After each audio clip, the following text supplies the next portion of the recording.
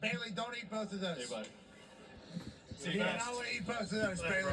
Hey, coach. On your journey. Yeah. I'll tell you what, if you would have Come on. Booker, you're the man. All right, coach. Ladies and gentlemen, joining us now is an absolute icon. A man whose name is going to be synonymous with greatness. A man who's going to have a statue in maybe multiple cities that he stops at through his playing and football career.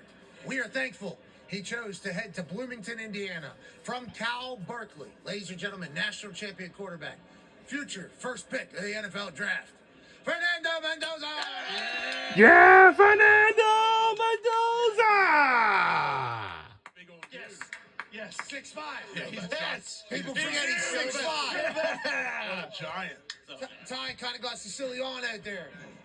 Jeez. Wow.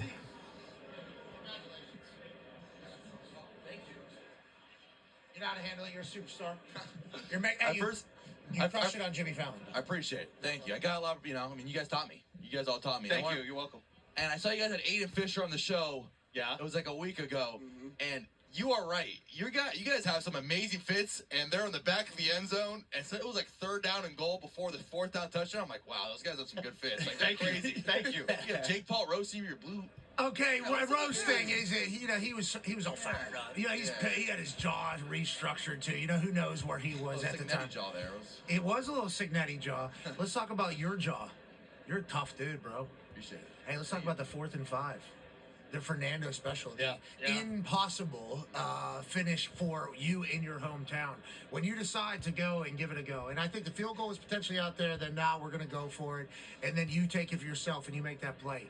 In your mind, are you thinking about anything? Are you thinking about how all of your work, your entire life leads to this one play? Like, how do you kind of compartmentalize that? And then immediately afterward, what is the sense throughout your entire body? Like, we probably just won the national championship on maybe the greatest play in the history of Indiana football.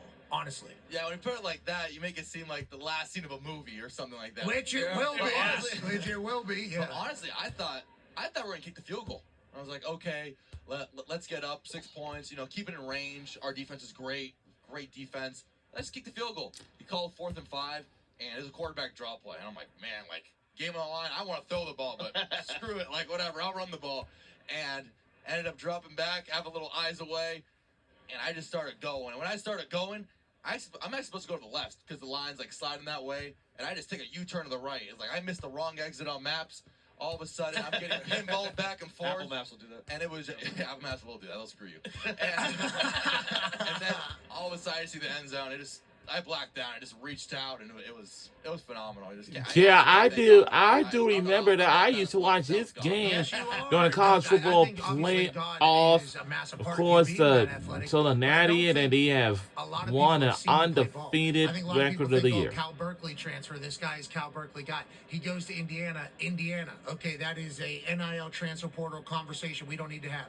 Cal to Indiana. Sweet. That is not real. And then all of a sudden, the way you take to Indiana and the way the team kind of buys in, and you and Signetti do it, it's one of the most special seasons in the history of college football. Undefeated, the most amount of games since Yale in 1894 or whatever. When you guys are getting into that run of the playoffs, you feel something special? You feel like you're playing your best ball at the right time? And how do you guys kind of manage that? And what were the conversations like through the run? Well, first of all, was your wife excited? Was she? Yeah, she was down there. I just want to let you know the amount we paid for a suite to watch you do that. Worth every penny. Worth every bad boys right yeah, exactly. Yep. But it was a special night, man, for Indiana. But honestly, nobody really expected it. Even though Indiana had a good year last year, your transfer, everybody thought it was kind of over.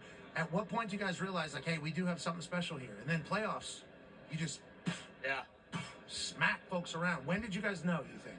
So when I first got to Indiana, and everybody always says player-led teams are the best teams. And when you see Aiden Fisher, Pat Coogan, really putting people in line, and really said, hey, we're expecting to win. We're not on any of that losing stuff, and really holding people accountable. I was like, oh, we're gonna be special right here. We're gonna be special. And we had a little 3-game stretch where we killed Illinois. Then we came back from Iowa. We beat Oregon. I'm like, oh, we're gonna be a good team. We're gonna be in the college football playoff.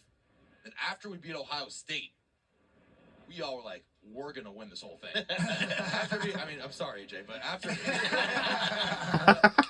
we beat Ohio State, we had the confidence. Coach Sig always makes sure to humble us because he's very humbling. After that game, we had the confidence, and no matter what, we're a resilient team. So we could go down but we know all the boys are going to ride together and end up putting a good drive together and end up sealing a game. Yeah, fun team to watch. AJ, Ohio State Buckeye has a question for you. Yeah, I guess what's the plan look like now? Like, where are you going to work out? What are you going to do?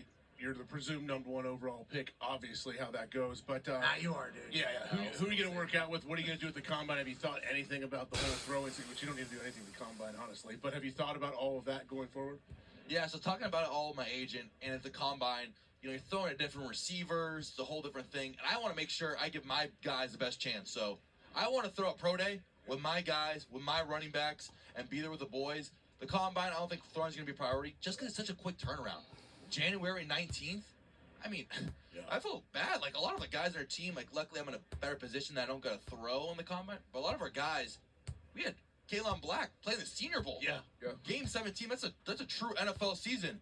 And all the other guys, they're busting their butt training already, and I've started training already down here in California, and it's just been a great process. And like everybody always says, whenever I watch interviews or ask former NFL players like you guys, they say, hey, this is an 8-week interview. You got to give it your all, limit the distractions, and really lock in, because where you go and how you set yourself up in front of these GMs and in front of these teams is going to change your life forever. So I'm making sure I have my head to the grindstone. And like you said, I just want to help my guys, pro day, throw to the boys. Okay, on that note, your rookie year is your longest year regardless. Yeah. Now that your rookie college seasons are longer than they've ever been, I mean, we're about to learn a lot about you guys. I mean, you guys are going to be like case studies on what is going to be college football into the NFL because how long that season was.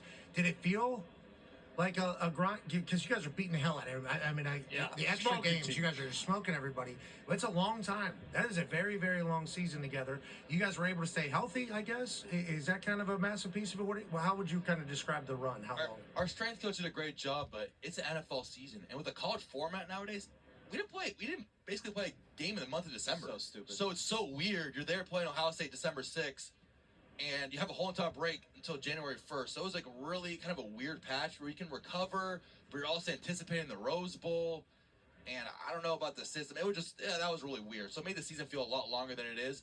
But whenever, as a fan, or a former NFL fan, because now I'm going to be playing in the NFL. Yeah, Whenever you hear, congrats. Yeah. Whenever you hear NFL players talk about, wow, the season's long, is a toll on the body. As a quarterback, playing 16 games, and honestly, like, the Miami game was a fight, the Ohio State game was a fight, but every game in the NFL, the margins are small, and they're all going to be like that. So to go through 16 games that are going to be dogfights, I can see how it can take a toll on the body, and it's going to be crazy because most players get a month off, 2 weeks off, but January 19th, straight to draft training. So, like you said, we're lab rats right now. Yes, you are. I mean, God, please keep us healthy. Because Yeah, amen. I think the more people learn about you through this draft process, the more they're going to like you. You're huge. Yes. I mean, you're absolutely huge. Your accuracy is outrageous. There was a story I think Jen Lotta told me about Surratt maybe sending you videos of back shoulders before the season. Is that accurate? That is accurate. Okay, that becomes a massive piece of your offense. I think your ability to spin the ball is a separator. I think your accuracy is outrageous. I think your athleticism is crazy. I think your toughness. As you project to the NFL, you got to be very excited about how you're going to handle the men's league, right? I think you feel pretty comfortable about what's coming. Yeah, the NFL and college are two different skill sets. The NFL, you need to be able to process it faster, get tougher, and get smarter. And so I'm really excited for the new challenge and opportunity that's because there's gonna be some failures rookie year, but I'm excited to turn those failures into successes because it's gonna be a new skill set and there's gonna be a learning curve. Everybody always says the quarterbacks I've talked to is the most I've learned is using my rookie year, just because of the jump. And so I'm really excited for that. And like you said with Surratt, and it's all about the preparation with the guys. So however the rookie year goes, I know at the end of my rookie year, no matter whatever happens, I know I'm gonna be able to put my head on my pillow and sleep well at night knowing I did everything possible to have the best rookie year possible, however it goes. Yeah, and you go to Planet Fitness every day to get after it, or what do you? Well, Signetti, I mean, he's a tough cookie, and after the season, Signetti said, hey, I had enough of you, Mendoza, I kicked you out. So now I can't go back to Indiana. So now I'm working out Planet Fitness, $15 a month right here, and, before Radio Row, get a quick workout in. And like I said, I mean, I'm in draft prep, and draft prep, obviously, I love hanging out with the boys, but draft prep is number one. And so I got to stay prepared, got to stay, ahead of the edge, because a guy like me, like you said, although I'm a big guy, I'm not the strongest, I'm not the most athletic, but I gotta stay ahead of the edge and stay ahead of the curve, and the Planet Fitness allows me to do that. You're way more athletic than people just look at you. You're way more strong and tough than what people look at you. I'm excited for people to learn about you. There's free fitness training included with all memberships at Planet Fitness. Okay. Planet Fitness has thousands of locations across the country, many of which are open 24 hours a day. That's huge. Okay. If you want to do the Mendoza midnight hours, you can kind of get in there and get after it. Ain't that right, Fernando? That's exactly right. That's exactly right. You're staying up. You go hang with the boys, drinking water, go to Planet Fitness, get a second, third workout, and do your thing. Water, that's hilarious. Okay, here's what the boys as well. Go ahead, D-Bud. Yeah, well, I want to go back to that national championship, and you talked about it's a movie, and you being back at home, with your little brother, obviously Pons, you got Jamari Shop, who got a game-winning interception. What was that like mentally going into that game, knowing that that's the stadium you grew up basically looking at, the team you probably rooted for as a kid, and that's where you could end it with the trophy, and you did. How was that going into the game, though?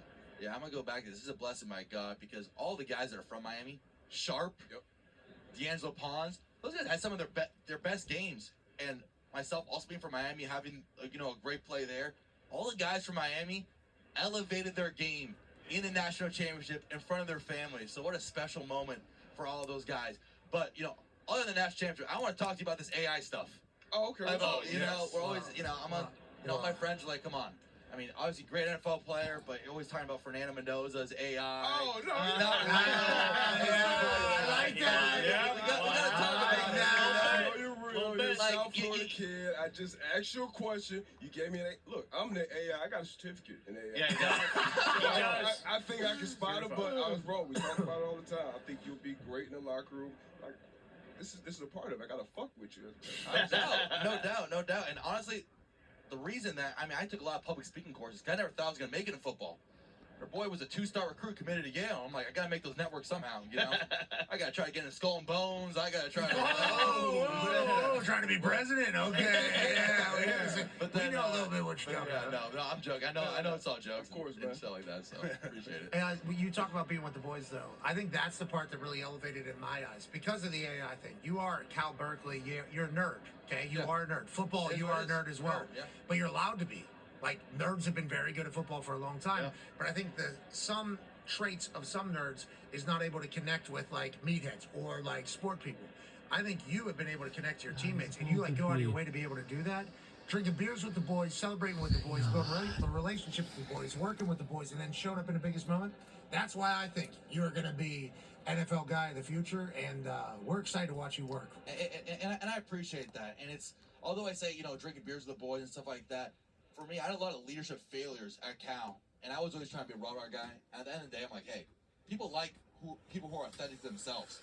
I'm gonna be myself around the boy. I'm gonna be the authentic Fernando Mendoza, and along with that, I'm gonna show my teammates I care about them. So when they say, hey, Fernando cares about you, and he's also authentic, like, yeah, Fernando's a nerd. It is what it is. Yes. If you have those two things and mix them together, it's led to a great group of guys. Yeah, I think so. You guys you've been a great leader. So you're drinking like IPA. What are those beers that the IPA. you drink IPA? You drink the Hoosier beers. What is your go-to drink of choice when you're with the boys? Yeah, honestly, when I'm with the boys, like, everyone just gets their drink of choice, and so I would say, like I said, as a college student, especially pre-NIL at Cal, I'm for whatever gets the job done. Whatever gets the job done. That's a good answer. No more. You can't be picky, Beggars can't be choosers. His job smart. I got NIL now. We would drink some bullshit. Yes, we were. Yes, we were. Bacardi 151. Smirnoff. Yeah, you gotta do it. Don't do that, Fernando. No. Con Man has a question for you. Yeah, Fernando, we've talked about it. Number one overall pick. It is inevitable almost. Have you started to look at Kubiak's offensive system? Have you started to think about kind of that first interaction with new minority owner Tom Brady? I know you mentioned about him being kind of that dream dinner interview, if you will, with Tom. Have you kind of put yourself through that process, or are you just kind of focused on working out at Planet Fitness at midnight and just getting ready for what's to come? So evidently, I'm very focused on working myself and working the draft process. But throughout this entire season, we actually had a little bit of a Kubiak kind of McVay system, not for our RPO system, but for our play action. And the way that he's able to incorporate outside zone and get the edge with the run game, where the running back either collect the edge, hit the hole, or cut back, and be able to do play action off of that, bootleg off of that, and the way he's developed Sam Darnold has been phenomenal. So I've actually watched, just being a football fan before he got hired, watched a lot of breakdowns of his film and how the Seahawks have gone. That's been a big story. Oh, yeah. How the Seahawks and the Patriots have gone from, on the fringe to all of a sudden Super Bowl contenders and Super Bowl, like about to win a Super Bowl, each team. So I've been actually able, before he got hired, I watched a lot of the film and a huge fan of his work. And Tom Brady, he's been a huge football idol of mine. And the way that he has processes and systems and the way that he talks about his leadership is something that's always resonated with myself. As I've never been the strongest, never been the biggest, and never been the fastest. However, the way that he prepares and really has a process about going about things and have a discipline. This guy's eating avocado ice cream or pistachio ice cream. Yeah.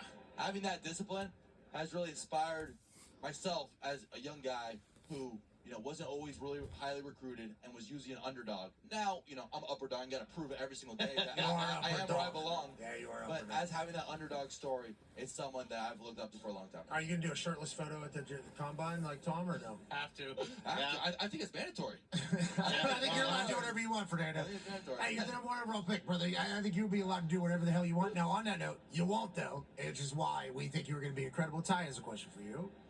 Have you been able to kind of sit back and just, like you mentioned, and Pat said when you first came on, going on foul and you're on the Today Show. Obviously, everyone talks about the craziness of you guys going and winning the national championship.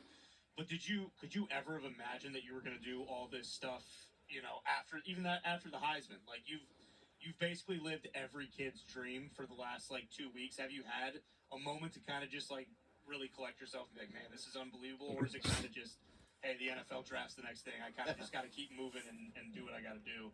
Yeah, no, you're right. The Fallon Show, the Today Show, and the McAfee Show. I mean, That's a good sell. That's a good sell. It's been great in December. In the start of December, winning after the Ohio State game, winning the Heisman. There's still a lot to prove.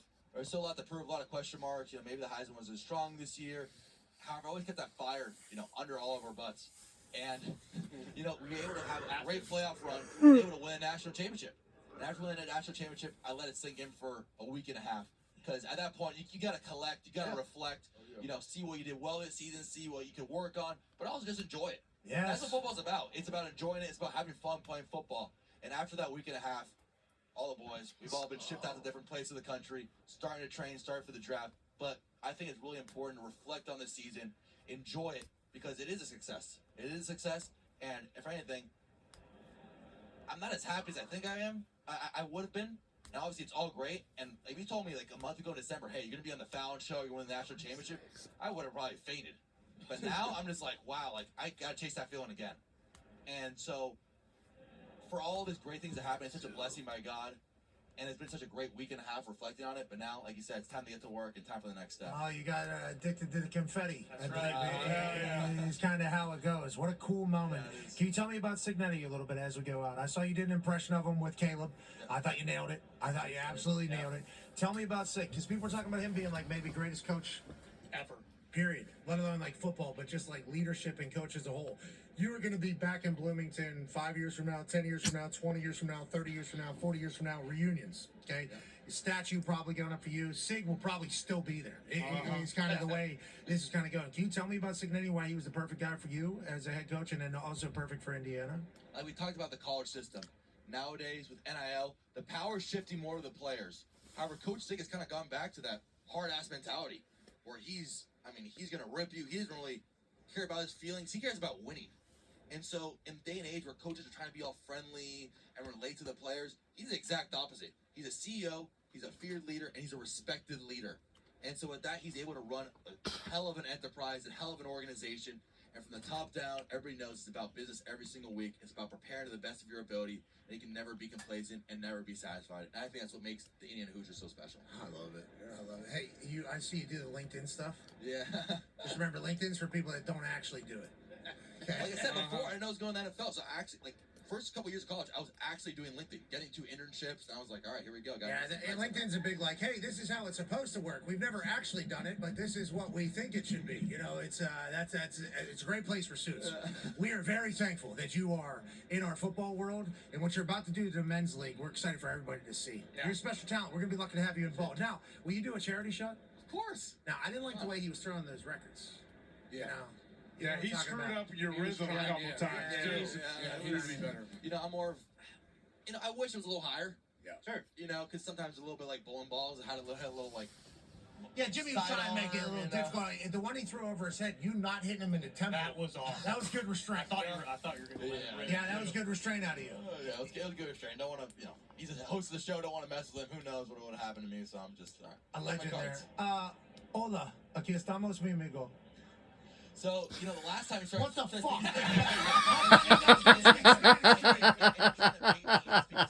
And I can't. And, you know, from conversations, like, parents would be very, very disappointed if, you know, if I didn't come my Spanish A game. Which you did at Heisman night. Spanish A game. So I came to my Spanish A game at the Heisman, and I understand how much it means in the Hispanic community, especially because, I mean, Hispanics like Jacob Rodriguez, Pavia, like, all Hispanics in football, we're rising up. Yeah. And to have that connection in the Hispanic community is huge. Huge. It's huge. Yeah, and you don't know this, you don't think about this because you're just living your life. Roger Goodell heard you speak Spanish in that Heisman thing. It was like, Fucking need this guy. this guy, Yes. we got a guy, this guy. Going back to Mexico Let's City. send him to Spain, let's send him to Mexico, let's go ahead and get the Raiders. let's get a game in Cuba if we get, let's get to the rate. I mean, that is what they're thinking. It's like everything about you screams like face of a franchise, man. Yeah. So you should be incredibly proud. Your parents are awesome, obviously learning the story about your family. It's been great, brother. We're incredibly proud of you. Now, can you make a shot for $20,000 donation potentially? That'd be great. Oh, yeah. For Planet Fitness, maybe. Honestly, I would Fitness say. people are out here, whoopity whoopity. We're doing it out here. We're doing it out here. Okay.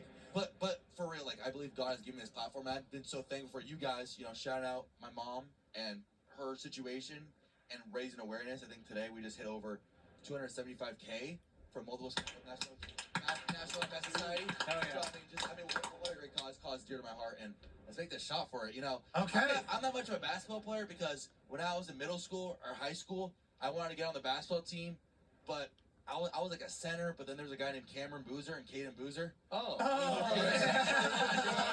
that point, I'm like, I cannot play basketball. That's an NBA player. That's not me. It's not. This is just like a state fair type game. Stay fair. Oh, nice. That was good. Good looking shot. 50,000. Oh, close. 50,000 now. Donation. In between those two. Come on. You're Fernando Mendoza. Come on. We know what Come you're on, about to do. Nando. Alright. Oh, Last one. Last one. alright, for ticket! Count it! Yes!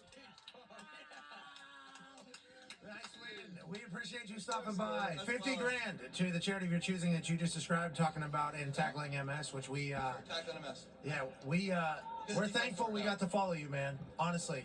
You made me look really smart a couple different times for game day, and I'm very, very grateful for that.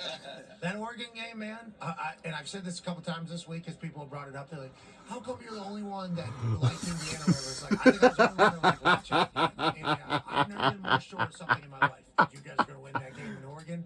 And then watching you guys continue to get better through it all, the Penn State magic, let alone everything that you guys did this year, so cool to watch. You made us all incredibly proud to be in Indiana, and we enjoyed the hell out of the ride. You deserve everything coming to you. I appreciate it. I can't tell you enough how much everybody in the training room loves watching the Pat McAfee show, how much the boys in the locker room enjoy the show, because, you know, the media's treated Indiana away, you know, a certain way, but this show has been so great to us, and it's really like, it's the epitome of Indiana.